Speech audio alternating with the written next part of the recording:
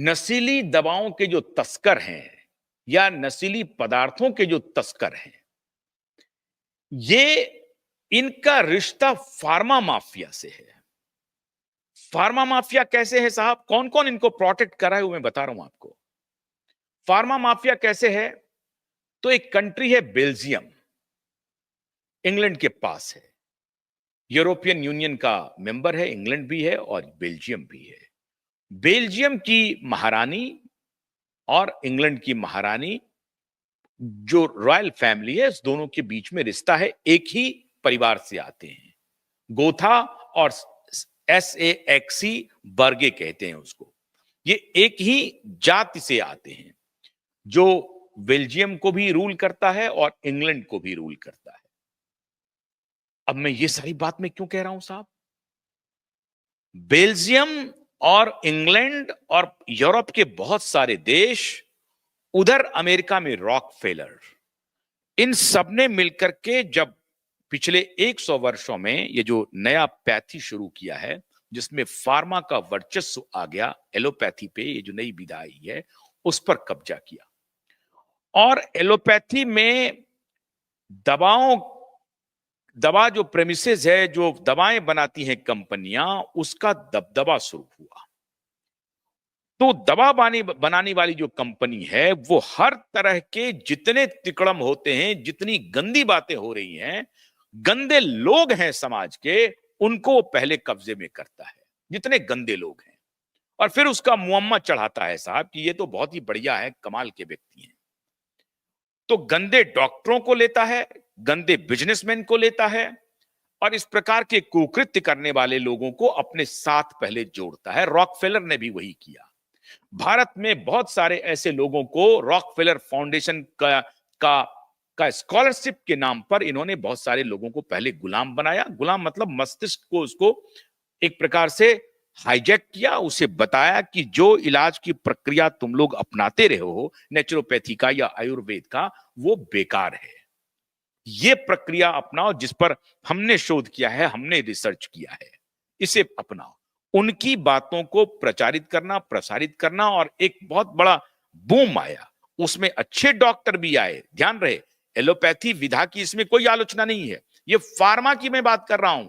Pharma कैसे allopathy doctor को खरीदा, एलोपैथी पूरी विधा को अपने कब्जे में लिया, और उन सारे लोगों को जो गलत गलत गलत ब्यूरोक्रेट्स, गलत जज, गलत पुलिस ऑफिसर, गलत ड्रग डीलर, इन सबको। और ड्रग का इधर से क्यों कारोबार शुरू हुआ? क्योंकि जब ड्रग में एक पूरी आबादी संलिप्त होगी नशे में, तो वो बीमार पड़ेगी, और जब बीमार पड़ेगी तो वो अस्पताल की तलाश करेगी, और जब अस्पताल की तलाश करेगी तो वहां हम मौजूद होंगे, वहां हमारी दवाओं को ये लेंगे, हमारा इलाज करेंगे। ये पूरा का पूरा एक षड्यंत्र है जिससे आप और हम वाकिफ नहीं हैं, बिल्कुल वाकिफ नहीं है। ये पूरा घटनाक्रम चलता रहा है पिछले 100 वर्षों में, और रॉकफेलर उसके मास्टरमाइंड हैं। रॉकफेलर के बाद आजकल Bill Gates and Melinda Gates ने उस कमान को संभाल लिया है। बिल और मिलिंडा गेट्स फाउंडेशन का जन्म हुआ 2000 ईस्वी में, और उसके बाद लगातार पूरी दुनिया में एपिडेमिक आने शुरू हो गए, क्योंकि bill and Melinda Gates foundation ने दुनिया के तमाम बड़ी बड़ी फार्मा कंपनियों में अपना स्टेक ले लिया, अपने पैसे निवेश कर दिए, और लोगों को कहा कि हम तो पूरी दुनिया का भला करने के लिए आए हैं। और इस प्रकार से bill and Melinda Gates foundation, जो बिल गेट्स के संरक्षण में चल रहा था, दुनिया भर की सरकारों को, दुनिया भर के डॉक्टरों को, दुनिया भर के रिसर्चर को, मीडिया को, जुडिशरी को, ब्यूरोक्रेसी को अपने तंत्र में जकड़ लिया। भारत में पब्लिक हेल्थ फाउंडेशन बना 2006 में, मनमोहन सिंह के जमाने में, और उसमें bill and Melinda Gates foundation और भारत सरकार दोनों पार्टनर बने। 60 करोड़ रुपए का प्राथमिक निवेश हुआ। 60 करोड़ भारत सरकार ने दिया, 60 crore bill and Melinda Gates foundation ने दिया। अब ये पूरा फार्मा और पूरा ये जो हॉस्पिटैलिटी इंडस्ट्री है, दोनों मिलकर के काम करने लगी, और यहां से पूरा ड्रग का डीलिंग शुरू हुआ। अब ये ड्रग की डीलिंग में जो बॉलीवुड था, वो एक इन्फ्लुएंसर था। बॉलीवुड का जो लोग है वो अगर नशा करेगा, रात रात भर शिफ्ट कर रहा है, नशा करेगा, तो वहां इसकी खपत बढ़ाई गई। और फिर जब बॉलीवुड करेगा तो दूसरे लोग भी उसको इमिटेट करेंगे। ये पूरा षड्यंत्र बना। तो अभी जो गैंग है यहां पे काम करने वाला, उसमें फार्मा, ड्रग और ये पूरा गैंग एक साथ मिलकर काम कर रहा है। और इस सब की जो डीलिंग चल रही है वो अफगानिस्तान पाकिस्तान के बॉर्डर से ड्रग की सप्लाई हो रही है, ब्लैक मनी की सप्लाई हो रही है, और उसको यहां पे संरक्षण मिल रहा है इन गैंग से। और उसके मुखिया हैं बिल गेट्स भारत में। और परमबीर सिंह जैसा व्यक्ति उसी रैकेट का हिस्सा है। इसीलिए परमबीर सिंह को लीलावती हॉस्पिटल का एग्जीक्यूटिव डायरेक्टर बनवा दिया गया। अभी जो वर्ल्ड इकोनॉमिक फोरम का जो डावोस में चल रहा है खेल, अभी ट्रंप के आने के बाद ये बिल गेट्स एंड इन सारे गैंग की गिग्गी बंद गई है।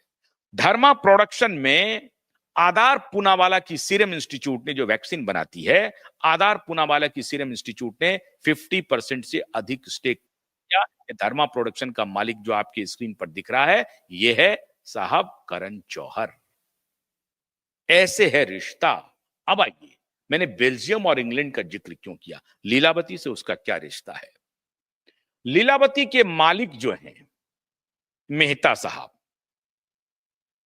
वो मेहता साहब कीर्ति मेहता साहब जो हैं, वो साहब 1907 से वो अपने पिताजी के साथ रंगून में उनका बिजनेस था। उसके बाद वो रंगून से लौट के आए, समहाउ वो बिजनेस चला नहीं। इसके बाद इनकी नजर पड़ी डायमंड के कारोबार पर, और ये देश के सबसे बड़े, अगर कहें तो सबसे बड़े डायमंड के व्यापारी बन गए कीर्तिलाल मेहता। कीर्तिलाल मेहता डायमंड का व्यापार करते करते बेल्जियम पहुंच गए और फिर विभिन्न व्यवसाय में अपना हाथ आजमाने लगे। कीर्तिलाल मेहता का बेल्जियम से जो रिश्ता हुआ, तो समझिए ब्रिटेन से रिश्ता हो गया, क्योंकि ब्रिटेन और बेल्जियम एक ही है। बेल्जियम के सम्राट ने इन्हें ऑफिस ऑफ ऑर्डर की उपाधि दी। ऑफिस ऑफ ऑर्डर किसको कहते हैं साहब? ऑफिस ऑफ ऑर्डर इसको कहते हैं कि उस सम्राट के जहां पर जिस देश में ये हैं, उस देश में आंख, कान और नाक हैं। मतलब ये व्यक्ति जिसको आप इतने बड़े बड़े ऑर्डर और सरकार ने भी दे दिया, ये है इतिहास लीलावती हॉस्पिटल का। देखते जाइए, ये डायमंड का व्यापारी है ये कीर्तिलाल मेहता।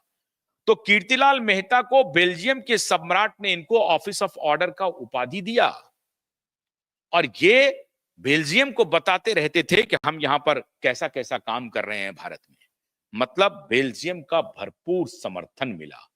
और अब आप कल्पना कीजिए कि उस दौर में इतना तगड़ा हॉस्पिटल बनाने की तरफ इनका ध्यान गया, क्योंकि लोगों के जान, लोगों का स्वास्थ्य इन लोगों के लिए बहुत बड़ा धंधा है। इसलिए कल ही रॉबर्ट एफ कैनेडी ने ट्वीट किया है, जो अभी हेल्थ सेक्रेटरी बनने जा रहे हैं अमेरिका में और इन लोगों की सारी दुकान बंद करने वाले हैं। उन्होंने ट्वीट किया, when you will understand the philosophy of war and illness as a market, बीमारी बाजार के रूप में, और ये जो लड़ाई है, ये जो युद्ध है, इसके दर्शन में अगर आप जाएंगे तब आपको सारी बातों का पता चल जाएगा कि ये सारी गतिविधियां क्यों चल रही हैं और क्यों परमबीर सिंह जैसे पुलिस ऑफिसर अपने सारे कुकर्मों के बाद प्रतिष्ठित हो जाते हैं। एक प्रतिष्ठित सो कॉल्ड, मैं तो नहीं कहता हूं, सो कॉल्ड तथाकथित प्रतिष्ठित अस्पताल के एग्जीक्यूटिव डायरेक्टर, जिसको सुप्रीम कोर्ट ने कहा कि आप फरार क्यों घूम रहे हैं साहब। सुप्रीम कोर्ट ने कहा परमबीर सिंह को कि आपको अपनी इंक्वायरी पर, अपने पुलिस की इंक्वायरी पर भरोसा नहीं है, आप 3 महीने से फरार हैं। ये फरार हो गए साहब। पुलिस ने कोई केस इनके ऊपर दर्ज किया और इन्वेस्टिगेशन के लिए बुलाया, तो मुंबई का पुलिस कमिश्नर ही गायब हो गया, फरार हो गया। मुंबई का एक्स पुलिस कमिश्नर फरार हो गया, सेवा में रहते हुए फरार हो गया साहब। ऐसा व्यक्ति जो भगौड़ा रहा 3 महीने तक और सुप्रीम कोर्ट में आकर के सुप्रीम कोर्ट से बेल लिया, एंटीसिपेटरी बेल लिया, जमानत लिया, और अभी भी वो केस क्लोज नहीं हुआ है। तो सुप्रीम कोर्ट का ऑब्जर्वेशन जिस व्यक्ति के बारे में रहा है, उसको Lilavati hospital executive director appoint करता है। तो there is a great relationship between all these mafia, pharma, drug और ये जो सप्लायर्स हैं उनके बीच में। तो ये जो डायमंड कारोबारी है कीर्तिलाल मेहता, तो इनको बेल्जियम के महाराज ने ऑफिस ऑफ ऑर्डर का अवार्ड दिया।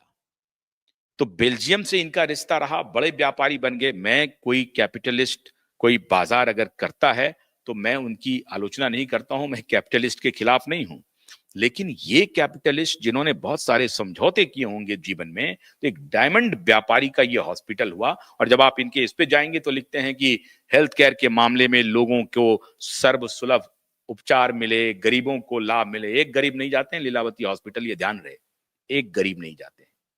और जितने अमीर जाते हैं, अमीरी अपने आप में एक कॉम्प्रोमाइज्ड विषय है, आप ध्यान से सुन लीजिए। इसका मतलब ये नहीं कि सारे अमीर चोर हैं, सारे अमीर भ्रष्ट